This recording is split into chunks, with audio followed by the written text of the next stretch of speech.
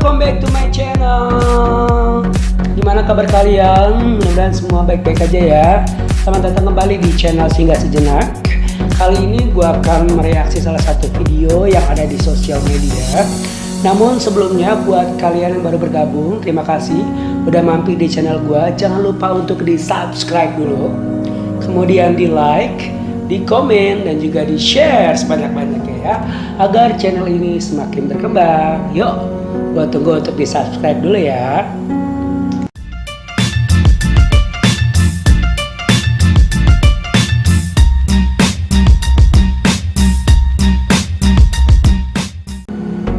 Oke, dan kalian tentunya pengen tahu dong video apa yang gue reaksi kali ini.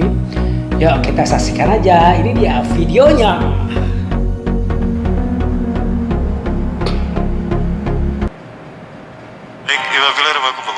Siapakah Dajjal? Dajjal ini lahir di Samirah dan dia diberi nama Samiri karena lahir di Samirah. Nah, kenapa disebut Samiri? Karena lahir di Samirah. Dia lahir 100 tahun sebelum Nabi Musa diutus. Dan Allah Subhanahu wa taala memberikan kelebihan kepadanya. Pertama, dia diberikan umur panjang.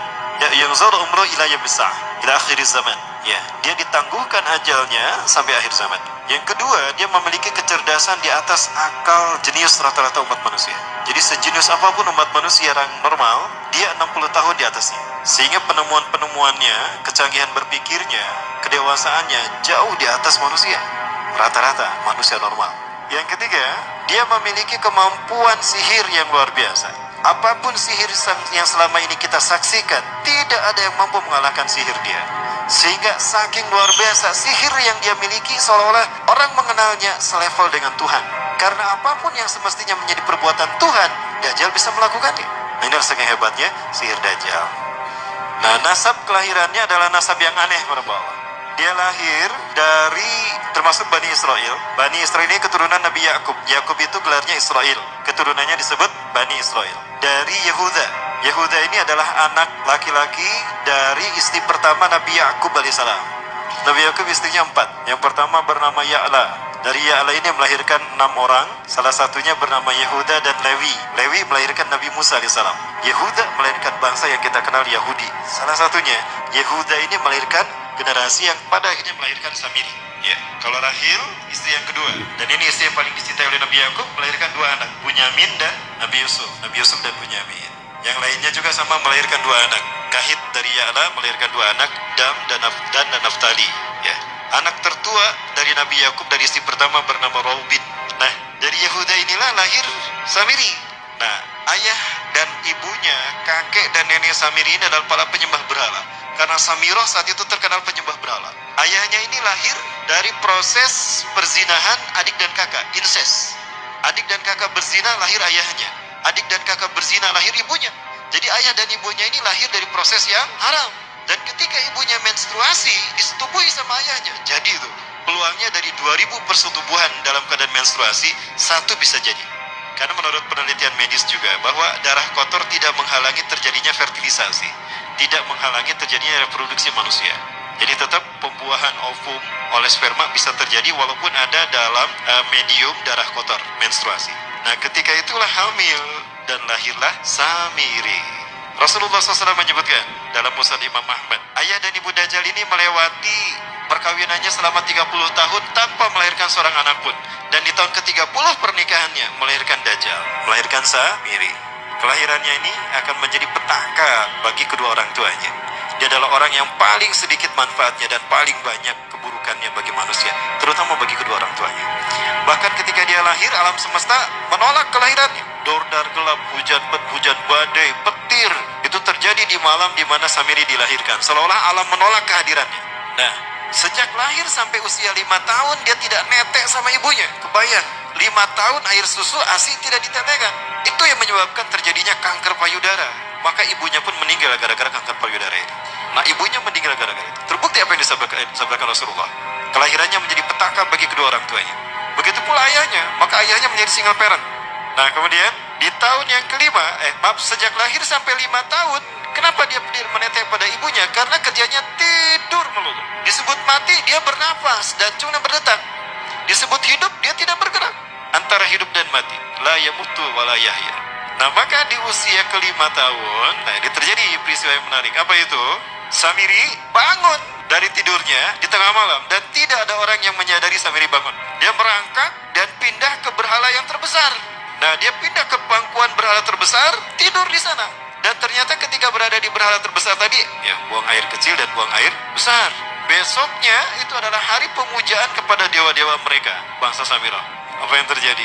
Ketika terjadi ritual pemujaan tadi, maka sang raja yang dipertuhankan oleh kaumnya mencium sesuatu yang tidak enak. Bapaknya Samiri ini adalah tokoh agama paganisnya. Pas dilihat, kaget sang raja. Ternyata itu pesing berasal dari pantatnya si Samiri yang ada di pangkuan berhala terbesar. Marah murka tuh sang raja. Itu anak kamu, kenapa ada di situ? Kurang ajar kamu yang telah menghina Tuhan kita. Kenapa kamu pindahkan anak kamu ke situ? Oh tidak Tuhan, saya tidak memindahkannya. Bagaimana saya bisa menghina Tuhan saya? Lalu siapa yang memindahkannya? Kan dia lumpuh. Nah, sekali lagi, kehadirannya menjadi petaka bagi kedua orang tuanya. Akhirnya raja marah dan ayahnya dipenjara. Selama ayahnya tidak bisa membuktikan penghinaan tadi, maka ayahnya dihukum mati. Pada akhirnya ayahnya pun dihukum mati. Ya, sedikit manfaat bagi kedua orang tuanya. Maka kemudian dia hidup pelihara oleh sang raja. Dan pas di usia dia 5 tahun itu, Allah menimpakan murkanya kepada bangsa Samirah yang sudah kelewat batas, maksiat dan sudah tidak ada toleransi dari Allah untuk mereka hidup di bumi. Maka Allah perintahkan mereka Jibril menghabisi mereka. Maka bangsa Samirah hidup pun diratakan. Si Samiri karena masih balita, ya Allah selamatkan dia lewat malaikat Jibril. Diselamatkan dia dan ditempatkan di pulau entah berantah. Ada yang menyebutkan pulau ini berada di Laut Yaman dan pulau ini dinamakan Pulau Socotra. Pulau Socotra ini adalah pulau yang berada di ujung Jazirah Arab. Nah, ini Pulau Socotra. Ini pulau tempat di mana Dajjal atau Samiri dibesarkan sejak 5 tahun sampai usia 100 tahun. Ya, dari usia 5 sampai 100 tahun dia tinggal di Pulau Socotra ini. Nah, Pulau Socotra ini adalah pulau yang berada di kawasan Yaman. Pulau yang memiliki banyak keunikan luar biasa. UNESCO sempat ingin menjadikannya keajaiban yang ke-8. Kan ada 7 keajaiban dunia ya.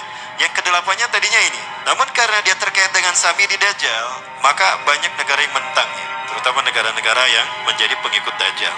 Maka pada akhirnya pulau ini dirahasiakan. Nah, sebetulnya pulau ini unik kalau kita ingin berekreasi ke sana. Namun karena posisi yang terpencil, jarang orang mengikutinya. Para wisatawan jarang mengunjunginya. Padahal sesuatu unik, termasuk binatang dan penghuninya tuh unik-unik. Pohonnya unik. Dunia menyebutnya pulau ini dengan pulau julukan dari pulau alien hingga pulau neraka. Ada juga yang menyebutkan The Jekyll Island. Pulau Jekyll Island itu bahasa barat, kalau bahasa kitanya Pulau Dajjal. Ya, sama dengan Pulau Sedir ya. Itu juga The Jekyll Island. Nah, Pulau Socotra kaya dengan flora dan fauna yang unik hingga saat ini belum ditemukan di tempat lain. Jadi tidak ada flora dan fauna yang ada di pulau ini yang ada di pulau lain di seluruh dunia. Hanya ada di pulau ini. Makanya di pulau inilah Allah ciptakan satu binatang yang unik juga, yang disebut dengan jasasa. Jasasa. Binatang jasasa itu artinya mata-mata. Tajassa yatajassu tajassusan wa jasasatan, artinya pemata-mata, spy. Binatang ini bertumbuh besar. Tahmatun kabirah tughatti jismaha asy-sya'r hatta la nastati an nafariqa ayna wajhu wa ayna dubru. Tubuhnya besar, dipenuhi dengan bulu, sehingga saking penuhnya bulu kita tidak bisa membedakan mana dubur, mana wajah. Yang menghadap itulah wajah. Baik, karena itu pulau ini pernah dilecarkan sebagai salah satu dari 7 keajaiban dunia yang baru ya. Nah, baik, ini contohnya nih. Saya perlihatkan keajaiban dan keunikan. Ini adalah padang pasir di Pulau Socotra.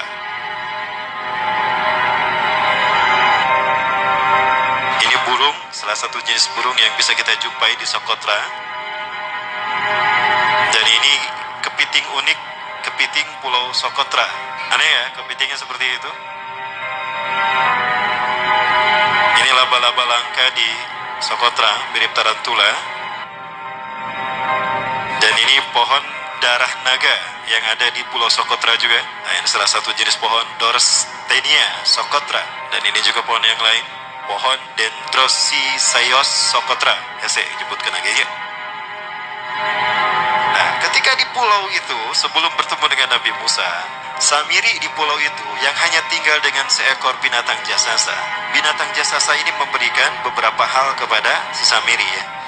Allah Azza wa Jalla menciptakan binatang berbicara yang bernama jasasa. Dia di mana lahirnya, ajalnya, matinya sama dengan ajal Dajjal. Begitu pula muncul dan menghilangnya. Binatang inilah yang mengajarkan akidah tauhid kepada Samiri muda.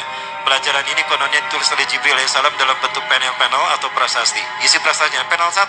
yang ditulis oleh malaikat Jibril. Panel 1 itu berisi kalimat la ilaha illallah, tidak ada Tuhan selain Allah. Ini dijelaskan oleh binatang jasasa. Yang kedua, panel kedua berkata Allah wahid la syarikalah, Allah Maha Esa, tidak ada sekutu bagi Allah. Itu dijelaskan juga oleh binatang jasasa ini. Nah, binatang jasasa ini sekali lagi dia bertubuh besar.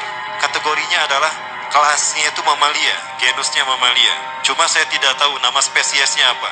Pada tahun 2017, akhir dari bulan Agustus di Filipina ditemukan binatang seperti ini. Ciri-ciri binatang ini nyaris sempurna seperti ciri-ciri binatang jasasa yang disebutkan Rasulullah terkait dengan binatang yang memata-matai Dajjal. Tubuhnya penuh dengan bulu.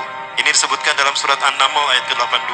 Ya, binatang ini seperti ini dan dia tidak pernah jauh dari laut karena dia selalu ingin membasahi tubuhnya dan dia pun makan dari makanan ikan laut. Maka dia tidak pernah jauh dari pantai. Seperti ini. Nah, binatang inilah yang mengajarkan prasasti mengajarkan akidah tauhid kepada Samiri muda. Yang ketiga, kau diurus oleh Jibril, karena itu janganlah kau mengkhianati janjimu dengan Allah.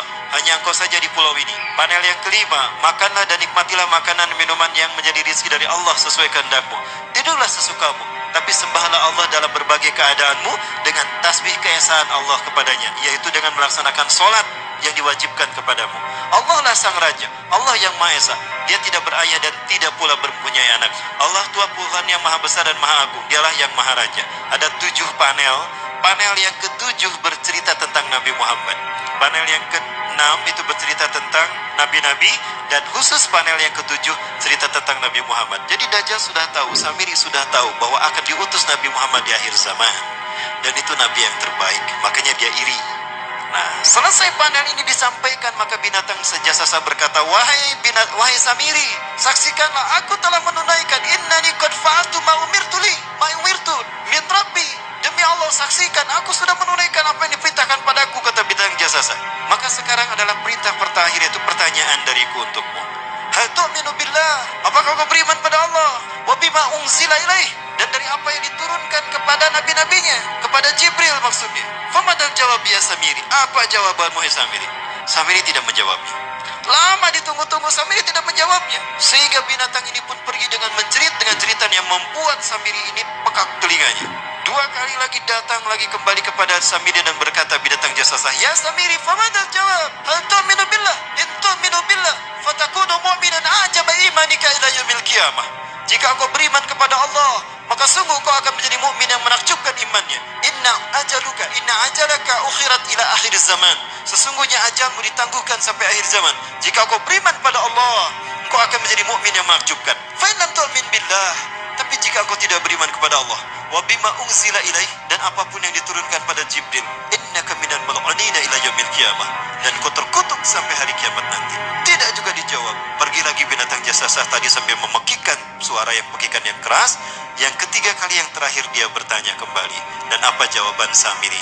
Hei jasasa binatang buruk rupa, lihat di pulau ini tidak ada siapapun kecuali engkau dan aku. Dan yakinilah kalau panel ini bukan tentang Allah yang di langit sana, tapi yang disebut Allah itu saya. Hei jasasa, akulah Allah itu. Oh, dia menjerit dengan jeritan yang makin keras. Sampai si Samiri pun menutup kedua telinganya. Sejak saat itulah binatang itu pergi dan berkata, innaka dajjal, innaka dajjal, innaka dajjal. Engkau adalah pendusta, engkau adalah pendusta, pendusta sampai hilang suaranya. Di saat itulah Samiri mendapatkan gelar Dajjal. Jadi siapa nama asli Dajjal? Samiri. Dajjal artinya Al-Kazab, pendusta, bukan singkatan. Baik, nah sejak saat itulah Samiri keluar dari pulau itu dan dia sudah menyandang gelar Dajjal, pendusta, karena dia mengaku Tuhan. Baik, Iwabillah, jangan salah, Dajjal kecerdasan yang mampu melakukan cloning dan mampu melakukan berbagai macam riset dan eksperimen. Hatta eksperimen yang mengilhami film Hulk itu Dajjal bisa melakukan. Bahkan ketika orang membayangkan kendaraan tercanggih itu pesawat terbang, Dajjal sudah mampu membuat piring terbang dengan kecerdasannya. Ya, Rasulullah menyebutkan kendaraan Dajjal itu dia bisa terbang, kata Rasulullah. Dan kecepatan terbangnya 5 km per sekon. 1 detik 5 km. Hanya dengan berkedip-kedip dia berkeliling dunia. Ya, kecepatan ini diambil dari hadis Rasulullah. Berapa kecepatannya Rasulullah ketika dia terbang di muka bumi? Ya, kendaraan yang dia gunakan itu kecepatan terbangnya seperti awan yang ditiup angin, kata Rasulullah. Dan awan rata-rata ditiup angin itu 5 km per sekon. Dan jarak dari satu telinga ke telinganya, artinya setengah diameter atau diameter kepalanya, keledai yang dia gunakan, Rasul menyebutnya keledai, itu arba'una zira, 40 hasta, 27 meter. Diameternya itu 27 meter. Keledai macam apa yang jarak dari satu telinga ke telinganya 27 meter? Kalau bukan piring terbang. Ini bisa 24 meter kan? 27 meter. Bisa tidak? Bisa. Dan kecepatannya pun sama. Dan pernah meninggalkan jejak Cop Circle di Yogyakarta. Nah, Cop Circle itu adalah jejak UFO yang menjadi isyarat instruksi bagi para pelaku konspirasi dunia. Siapa? Para kalangan Illuminati.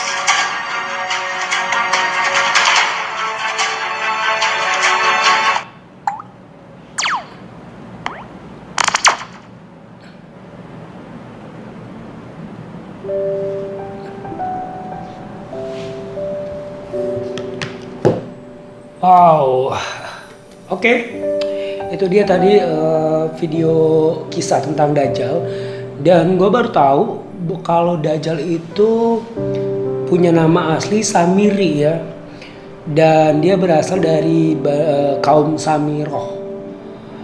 Dan karena yang gue baca itu atau gue biasa dengar itu Dajjal ya cuma Dajjal aja gitu. Tapi di sini di video ini sampai detail gitu, bokap-bokapnya, dia keturunan dari mana, terusnya dari bangsa apa, dan namanya itu Samiri gitu. Dan Dajjal itu sebenarnya julukan yang diberikan oleh hewan itu ya, Jasasa tadi, pendusta.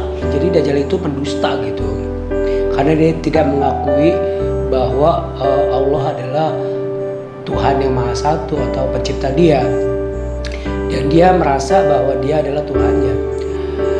Dan di video ini gue juga nggak tahu ya kalau misalkan versi yang agama lain itu seperti apa, karena kebetulan kan gue Muslim. Jadi ini mungkin versi dari orang Islam gitu. Tapi gue nggak tahu kalau versi dari umat selain non Islam itu seperti apa kisahnya. Ya yang penting sih di dalam hidup kita ini kita harus percaya ya apa yang udah digariskan sama Tuhan.